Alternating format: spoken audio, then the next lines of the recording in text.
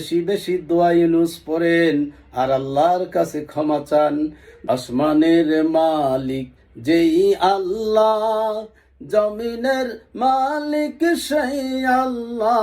দোয়া ইউনুস হইল সকল জুলুম নিপীড়নের পর যখন আল্লাহর কাছে বলবেন, লা ইলাহা ইল্লা আনতা সুবহানাকা ইন্নী কুনতু মিনাজ জালিমিন। এই দোয়া ইউনুস বেশি বেশি তেলাওয়াত করুন। যারা স্বৈরতন্ত্রের সাথে যুক্ত ছিলেন, যারা স্বৈরতন্ত্রের সাথে বিভিন্নভাবে যুক্ত ছিলেন, তারা এই দোয়া ইউনুস বেশি বেশি পাঠ করুন।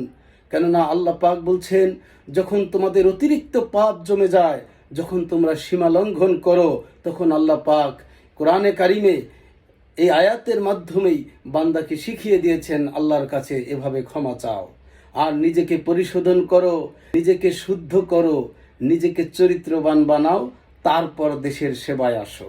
দোয়া ইউনুস তিনি কোরআনে কারিমে নিজেই শিক্ষা দিয়েছেন।